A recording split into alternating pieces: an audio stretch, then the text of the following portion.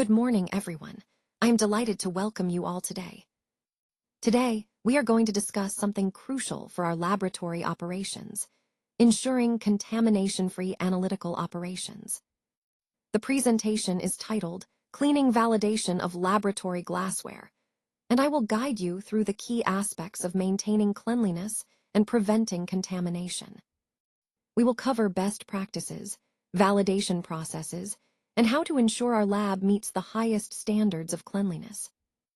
Let's get started and explore how we can achieve impeccable cleanliness in our laboratory environment. Glassware cleaning validation is a crucial part of ensuring our analytical results are accurate and trustworthy.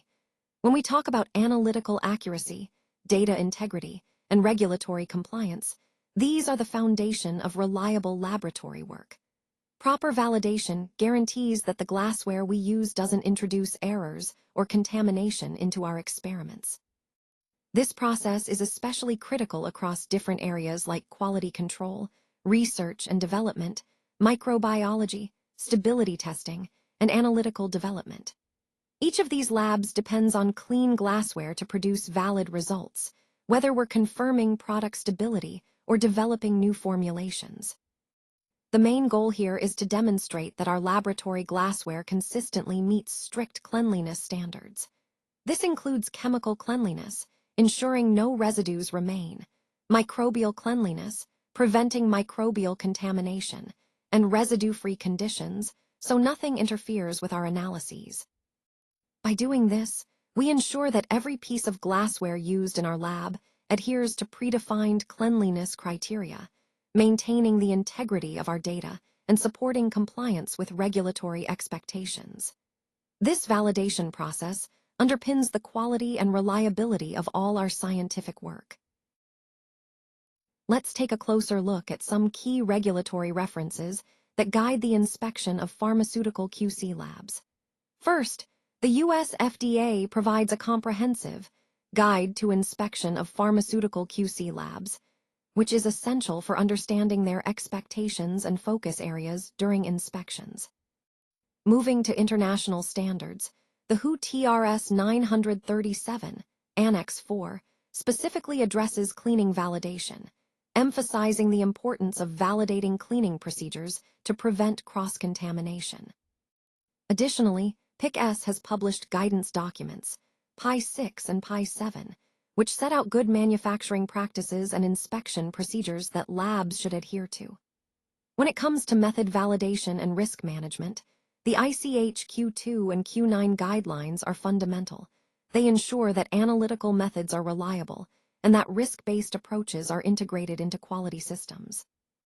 Lastly, the EMA and MHRA have specific expectations regarding cross-contamination control, underscoring the importance of proactive measures to prevent contamination between products. All these references collectively form the backbone of regulatory expectations, helping us ensure our labs operate with the highest quality standards. They also highlight the importance of aligning our practices with international guidelines to maintain compliance and ensure patient safety. When it comes to cleaning validation for glassware, avoiding analytical errors like false positives and negatives is absolutely crucial. These errors can lead to incorrect conclusions about whether the cleaning process is effective or not, which can compromise product quality and safety. It's also essential to prevent the carryover of contaminants such as APIs, intermediates, and reagents, as well as strong acids or alkalis, organic solvents, microbial contaminants, and detergent residues. Even small traces of these substances can impact the next batch or compromise the integrity of the product. Maintaining data integrity is another key point. It's vital that all data collected during validation is accurate, complete, and compliant with ALCOA plus principles. This ensures that our validation process is trustworthy and auditable. Ultimately, cleaning validation for glassware is about ensuring that our cleaning processes are reliable, effective, and capable of safeguarding product quality. By doing so, we uphold the integrity of our manufacturing process and protect consumer safety. Let's walk through the cleaning process flow for glassware. First, we start with a pre-rinse using WFI or purified water to remove any loose debris and residues. Next comes the detergent wash, which can be done manually or using an automated washer, depending on the volume and specific requirements. When applicable, we also perform brush cleaning to ensure thorough removal of stubborn residues. After cleaning, we move to sequential rinsing, starting with tap water, then purified water, and finally WFI, to ensure all detergent residues are effectively rinsed away. Drying is the next crucial step. We use an oven set at 60 to 70 degrees Celsius or a hot air blower to ensure the glassware is completely dry and ready for the next use. Once dry, a visual inspection is essential to check for any remaining spots, residues, or damages. Finally, the glassware is stored in a dust-free cabinet, maintaining its cleanliness and integrity until it's needed again. This flow ensures our glassware is properly cleaned, maintained, and ready for accurate, reliable use in our processes. When we're determining the worst-case parameters, it's essential to think about the most challenging scenarios we might face. For example, we consider the worst-case API, which involves low solubility and high potency. This helps us prepare for situations where the substance is difficult to dissolve, but potentially more hazardous if mishandled. We also look at the smallest surface area glassware, since smaller containers can increase the risk of contamination or spills, especially under high-concentration handling conditions. Speaking of which, handling the highest concentrations of materials is another critical factor to assess, as this can amplify risks and impact safety protocols. To systematically evaluate these risks, we rely on tools like FMEA, which stands for Failure Mode and Effects Analysis. It helps us identify where failures could occur and how severe they might be. HACCP, or Hazard Analysis and Critical Control Points, guides us in pinpointing critical points where contamination might happen. The Fishbone, or Ishikawa Analysis, helps us explore all potential causes of contamination or process failures. In addition, it's vital to identify contamination risks related to product potency, toxicity, or allergenic potential. These factors directly influence how we handle the product and what safety measures we implement. We also consider solubility and cleanability of the materials involved, because if a product is hard to clean, residual contamination could pose a risk. Furthermore, we review the analytical methods used to detect and quantify contaminants or impurities, ensuring they are sensitive and reliable. Throughout this process, we conduct a comprehensive risk assessment based on the ICH-Q9 approach, which provides a structured framework to evaluate and control risks effectively. All these considerations enable us to develop a robust understanding of the worst-case scenarios, ensuring safety and quality are maintained even in the most challenging conditions. Let's take a closer look at some of the key factors we need to consider when selecting these compounds. First, potency is a critical aspect. Many of these APIs are highly potent, meaning they are cytotoxic and steroidal in nature. This high potency can be a double-edged sword. It makes them very effective, but also requires careful handling to avoid adverse effects. Next, solubility is another important factor. These compounds tend to have low water solubility, which can pose challenges in formulation. Poor water solubility makes removal or clearance more difficult, potentially affecting how we deliver or eliminate the drug. Adhesiveness also plays a role. Many of these formulations are sticky or viscous, such as ointments or suspensions. This stickiness can impact application, patient compliance, and even how the drug interacts with tissues. Then, we need to think about how frequently these compounds are used in laboratory settings.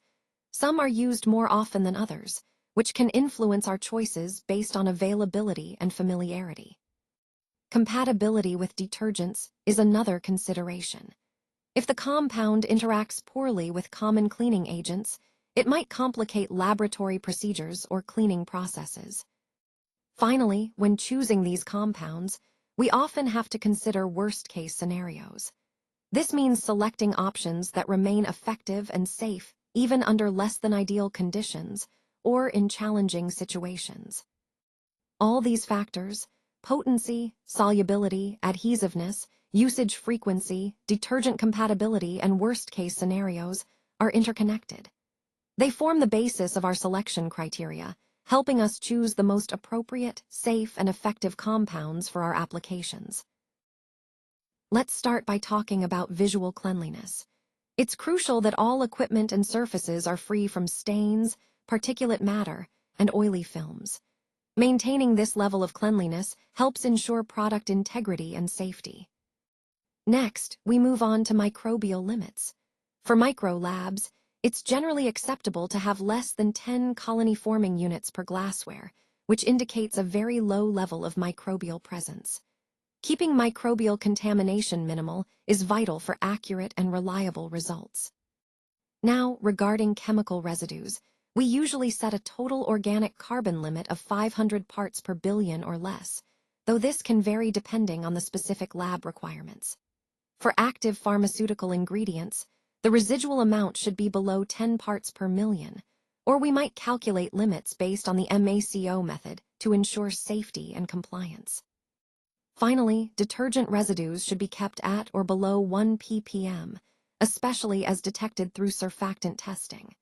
It's also important that residual detergents do not interfere with analytical techniques like UV, gas chromatography, or HPLC, ensuring our testing remains accurate.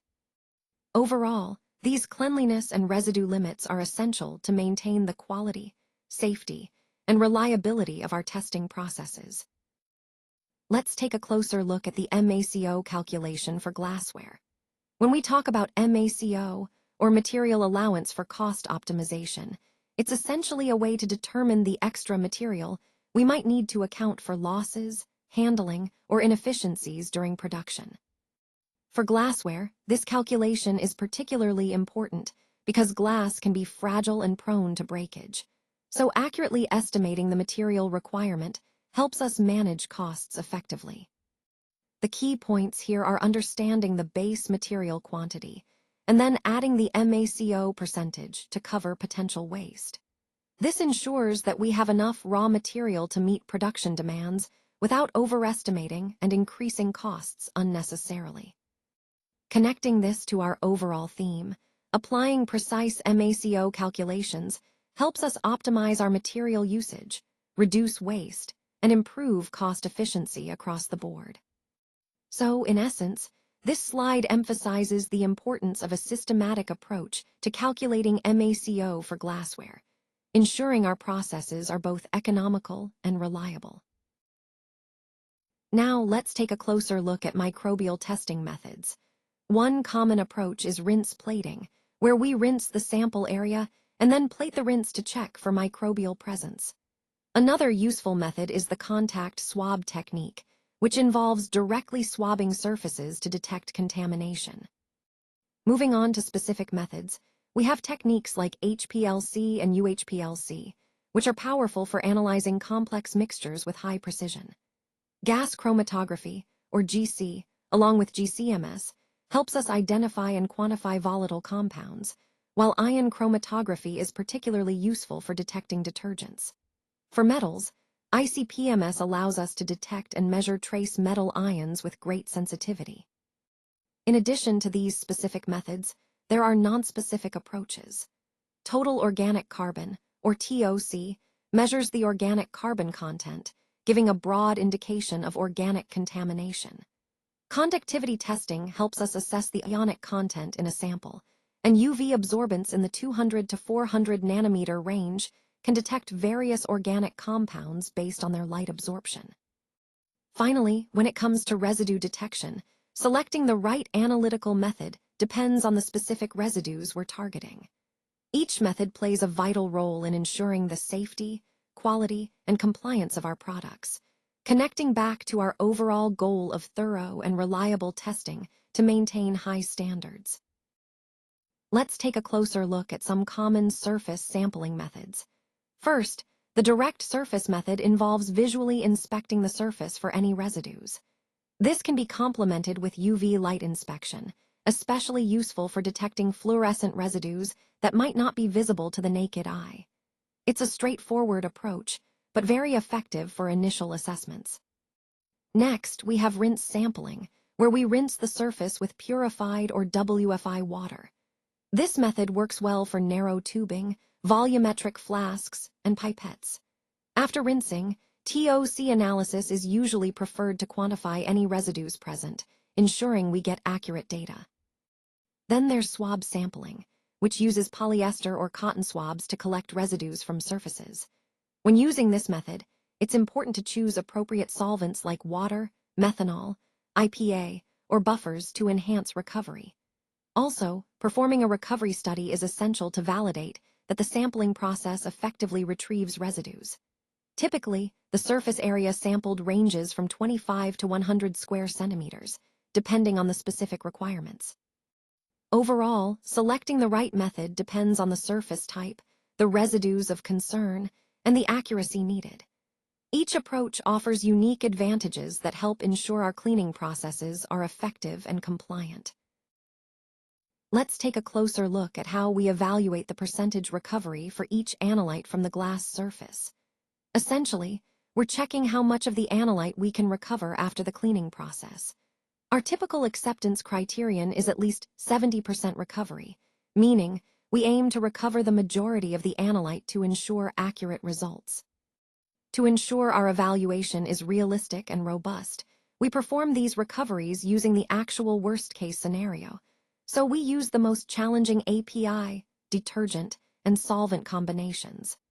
This way, we're testing the limits of our cleaning process and ensuring it holds up under the toughest conditions.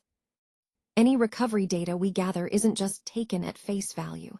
We apply a recovery correction to our final results to account for any losses during the process. This correction helps us provide more accurate, reliable data. Overall, this recovery study is a critical component because it directly impacts our confidence in the cleaning validation. By thoroughly evaluating and correcting for recovery, we're ensuring the integrity of our cleaning process and, ultimately, the safety and quality of our products. Let's now look at the key parameters we need to validate to ensure our cleaning process is effective. First, the detergent volume is critical. Using the right amount ensures proper cleaning without excess waste or insufficient cleaning. Next, rinsing quantity must be consistent to remove detergents and residues thoroughly. Water temperature is also vital. It impacts cleaning efficiency and microbial control. The wash cycle time should be sufficient to achieve the desired cleanliness without unnecessary delays. Drying temperature and time are equally important, as proper drying prevents microbial growth and residue formation. Now, when it comes to run requirements, we need to validate that the process consistently produces clean results. This means performing a minimum of 3 consecutive successful cleaning runs, all without modifying the procedure between runs. It's also important to use glassware with the worst-case materials, those that are most challenging to clean, to truly validate the process's robustness. Finally, qualification of the cleaning process ties everything together. It confirms that the process, when properly validated, reliably produces clean and safe glassware under defined conditions. This comprehensive validation ensures we meet quality standards and regulatory expectations, which is essential for our overall quality assurance. Let's now look at the continued process verification, or CPV, which is a critical part of maintaining our cleaning validation program. First, we perform periodic TOC checks to monitor the cleanliness levels over time, ensuring that residues stay within acceptable limits. We also trend the residues, which helps us identify any patterns or shifts that might indicate a potential issue before it becomes a serious problem. Reviewing deviations and retraining staff is equally important, as it ensures that any lapses are addressed promptly and that everyone stays aligned with the proper procedures. Moving on to revalidation triggers, these are key events that require us to reassess and possibly redo validation. For example, if there's a change in the detergent we're using or a change in the cleaning method, say, switching from manual to automated cleaning, that could impact the cleaning process. Similarly, if there's a change in the type or material of glassware, it might affect how residues are removed, so revalidation becomes necessary. Also, any failures during routine cleaning, or if we encounter out-of-specification results, or OOS, these are clear indicators that revalidation is needed. Finally, lifecycle management is essential to ensure that our validation remains current and effective throughout the product's lifecycle. It helps us adapt to changes and continuously improve our processes to ensure safety and compliance. All these elements work together to maintain the integrity of our cleaning validation and ensure ongoing product quality. Let's take a closer look at the key documentation involved in our cleaning validation process. First, we have the cleaning SOP, which sets the standard procedures for cleaning activities to ensure consistency and compliance. Next is the validation protocol, or VP, which outlines the specific plan for validating our cleaning process, including acceptance criteria and methods. The risk assessment report helps us identify potential risks associated with cleaning failures and guides our mitigation strategies. The recovery study validation is crucial because it demonstrates how effectively residues are removed during cleaning, ensuring we meet our cleanliness standards. We also gather raw data from swab and rinse analyses, which provides the evidence needed to support our validation conclusions. The validation report, or VR, consolidates all findings, confirming that the cleaning process consistently meets the required standards. Change control records are essential for tracking any modifications to the cleaning procedures or validation activities, maintaining the integrity of our process over time. Lastly, documentation requirements remind us that thorough, accurate records are vital for compliance, audits, and continuous improvement. All these elements come together to form a comprehensive validation framework, ensuring our cleaning processes are reliable, effective, and compliant with regulatory expectations. Now, let's discuss some common pitfalls and GMP observations that can really impact our cleaning validation process. First, inadequate swab recovery justification is a big concern. Without solid evidence that our swabs are effectively collecting residues, we can't be confident in our cleanliness results. Next, there's often no clear rationale for setting the TOC acceptance limits, which makes it difficult to determine if our cleaning is truly effective. Improper storage of glassware after cleaning is another issue. Storing clean glassware incorrectly can lead to contamination before use. Using unvalidated detergents also poses risks. Without validation, we don't know if these cleaning agents are consistently effective. Outdated protocols are problematic too.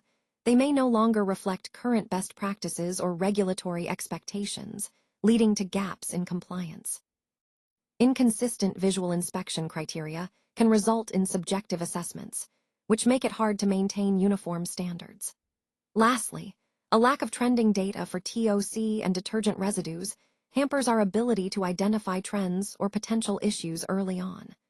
All of these points highlight the importance of robust, well-documented procedures and consistent practices to maintain GMP compliance and ensure product safety. Cleaning validation is crucial to ensure that our lab operations are free from residues and contamination. It's essential for maintaining accuracy and reliability in our processes, as well as meeting regulatory requirements. To achieve this, we need to adopt a risk-based approach that's scientifically justified and considers the entire life cycle of the cleaning process. This means we don't just check once. We look at the process from start to finish to ensure ongoing compliance. Key components of an effective cleaning validation include selecting the worst-case scenarios, which help us establish the most challenging conditions to clean. We also use MACO, or maximum allowable carryover, to define safe residue limits. Recovery studies are important to understand how much residue can be removed during cleaning. TOC, or total organic carbon testing, helps us detect any remaining organic residues. And of course, documenting everything thoroughly is vital for traceability and regulatory audits. In summary, successful cleaning validation is about a thorough, scientifically backed approach that covers all critical aspects to ensure our operations stay clean, compliant, and reliable. This forms the foundation of quality in our manufacturing and laboratory processes. For further support, please don't hesitate to reach out to me or the team. We're here to help you implement these ideas and answer any questions you might have. Thank you so much for your time and attention today. Remember, you're not alone in this. Reach out whenever you need guidance or assistance. We're committed to helping you succeed with what we've covered.